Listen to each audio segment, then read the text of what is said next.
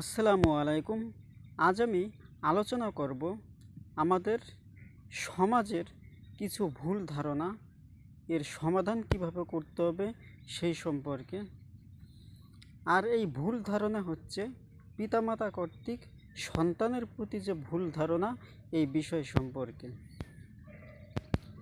যেমন আমাদের অধিকাংশ পিতামাতা মনে করেন যে তার ছেলেমেয়ে লেখাপড়া করবে, যাক এটা ভালো কথা। ছেলেমেয়ে কোন বিষয়ের উপর লেখাপড়া করবে এটা নির্ধারণ করা প্রধান বিষয় হচ্ছে সেই সন্তানের উপর। এই ক্ষেত্রে তার পিতামাতা কিংবা শিক্ষকের কোনো ভূমিকা নাই বললেই চলে। তার কারণ প্রত্যেকটা মানুষই হচ্ছে স্বতন্ত্র, কারো সঙ্গে কারো পরিপূর্ণ কখনো মিল হতে পারে না। তাই কার মনের মাঝে কোন পরিকল্পনা, কার মনে কোন প্রতিভা গোপনীয় রয়েছে সেটা শুধু সেই জনই জানে।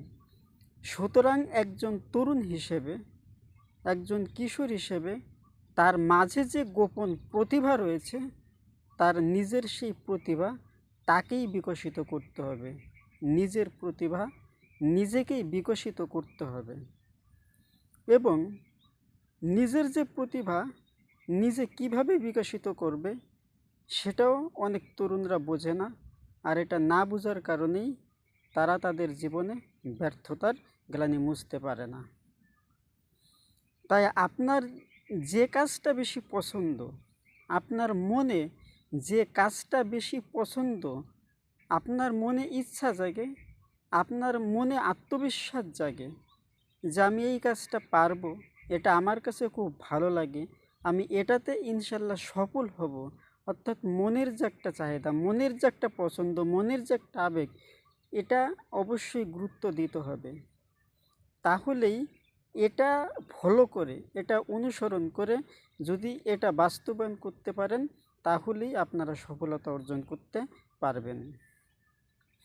এবং পিতামাতারা, বিশেষ করে বাংলাদেশ পিতামাতারা কিভাবে সন্তানের প্রতি ভুল ধারণা করে এবং আমাদের পিতামাতারা সন্তানের যে ধন সম্পদ ভাগ করে দেবে, কিভাবে কোন সময়ে ভাগ করে দেবে এটা তারা সঠিকভাবে বোঝে না।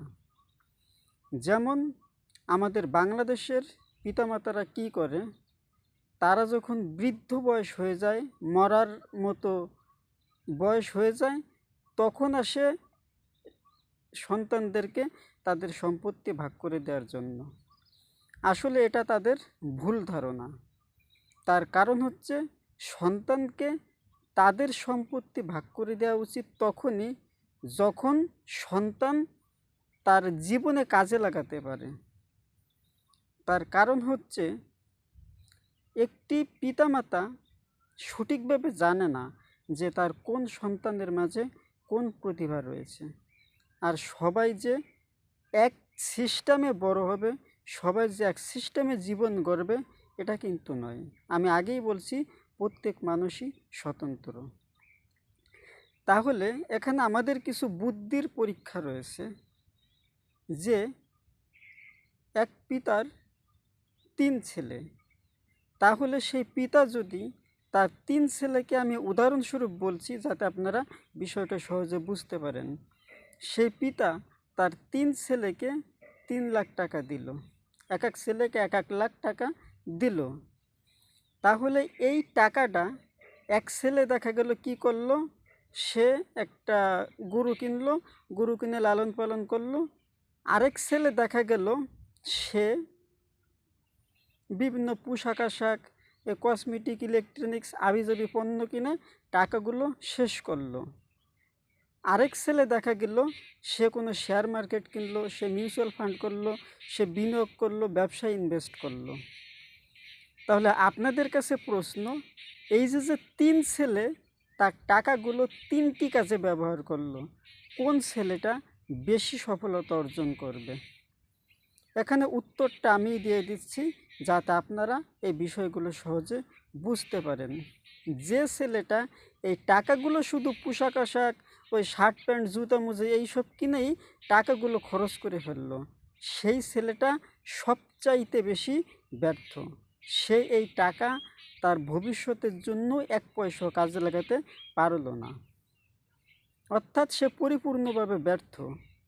আর দ্বিতীয় ছেলে, যে ছেলে এই টাকা দিয়ে গরু ছাগল এরকম কিছু কিনলো, সে মোটামুটি একটা স্বাভাবিক ভালো পর্যায়ে যেতে পারবে, কারণ সে 1 বছর লালন পালন করলো, দেখা গেল সে 50,000 টাকা দিয়ে কিনেছে, 1 বছর পরে সেটা সে 1 লাখ টাকা বিক্রি করতে পারবে। এইভাবে সে তার পরিশ্রম দ্বারা সে তার টাকাকে বাৎসরিকভাবে বৃদ্ধি করতে পারবে।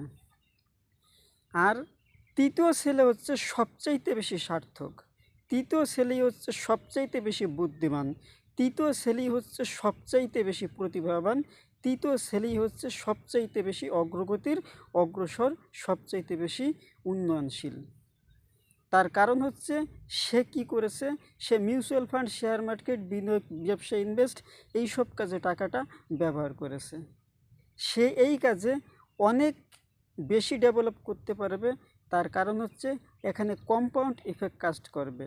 তার কারণ সে মনে করে 1 লাখ টাকা একটি মিউচুয়াল ফান্ড করেছে, সে মনে করো 20 বছরের জন্য এই মিউচুয়াল ফান্ডটা করেছে, তাহলে 1 লাখ টাকা 20 বছর পরে কিন্তু আপনার অন্তত 10 লাখ টাকা হওয়ারও সম্ভাবনা রয়েছে। অর্থাৎ তার এই সময়ের পরিক্রমায়, কম্পাউন্ড ইফেক্টের পরিকল্পনায় তার এই টাকাটা কিন্তু অনেক অনেক গুণ বেড়ে যাবে। তাহলে এটা দ্বারা আপনারা অনেক কিছুই বুঝতে পারলেন। অর্থাৎ আমরা জীবনটাকে, আমরা টাকাটাকে এমন কাজে ব্যবহার করব, কম্পাউন্ড ইফেক্ট কী এবং ক্যাশ ফ্লো কী এবং লায়াবিলিটি কী, অ্যাসেট কী, এইসব বিষয়গুলো আমাদেরকে অবশ্যই বুঝতে হবে এবং এটা তরুণ বয়স থেকেই বুঝতে হবে। বৃদ্ধ বয়সে বুঝে তো কোনো লাভ নাই, তখন তো আপনার হায়াতই প্রায় শেষ, তখন তো বুঝে কোনো লাভ নাই। আপনাকে বুঝতে হবে এই তরুণ বয়স থেকেই। আর এই যে বিষয়গুলো বললাম, এই বিষয়গুলো কিন্তু আমাদের এই সাধারণ যে স্কুল কলেজের বইতে কিন্তু নাই। এই বিষয়গুলো বুঝতে হইলে স্কুল কলেজের বই ছাড়া অন্য বই পড়তে হবে, অন্য বই পড়তে হবে। স্কুল কলেজের বই পড়ে এসব বিষয় কখনো সঠিকভাবে জানতে পারবেন না। তাহলে টাকার ব্যবহারটা কী, টাকার নিয়মটা কী, এটা বুঝতে হবে। এখানে টাকাটা ব্যবহার করতে হবে ধৈর্য সহকারে। যার মাঝে ধৈর্য নাই সে কিন্তু এই কম্পাউন্ড ইফেক্টের মাধ্যমে 1 টাকাকে 30 টাকা বানাতে পারবে না। যদি আপনার ধৈর্য থাকে তাহলে আপনি কম্পাউন্ড ইফেক্টের মাধ্যমে 1 টাকাকে 30 টাকা বানাতে পারবেন। এখানে মূল বিষয়টা হচ্ছে ধৈর্য ধরে সঠিক পরিকল্পনা করে সঠিক সিদ্ধান্ত নিয়ে দীর্ঘমেয়াদী পরিকল্পনা করতে হবে। যার পরিকল্পনা যত দীর্ঘমেয়াদী সেই তত বড় সফলতা অর্জন করতে পারে। এখানে আপনাদেরকে বাস্তব একটি উদাহরণ দেই যাতে আপনারা আরও সহজে বুঝতে পারবেন। বিশ্বের সর্বশ্রেষ্ঠ ইনভেস্টর ওয়ারেন বাফেট, যার নাম আমরা সকলেই শুনেছি, তিনি দীর্ঘমেয়াদী পরিকল্পনা করেছেন, দীর্ঘমেয়াদী ইনভেস্ট করেছেন, সে কারণেই তিনি আজ এত বড় সফলতা অর্জন করেছেন। তার থেকে আমরা অনুপ্রাণিত হতে পারি যে আমরা দীর্ঘমেয়াদী পরিকল্পনা করব। যার পরিকল্পনা যত দীর্ঘমেয়াদী, এবং এই দীর্ঘমেয়াদী পরিকল্পনাটা করতে হবে অল্প বয়সে, তরুণ বয়স থেকেই। আপনি 70 বছর বয়সে তো দীর্ঘমেয়াদী পরিকল্পনা করে এর ফলটা ভোগ করতে পারবেন না। এই দীর্ঘমেয়াদী পরিকল্পনাটা করতে হবে আপনাকে তরুণ বয়সে, তাহলে আপনি সার্থক হতে পারবেন ইনশাল্লাহ।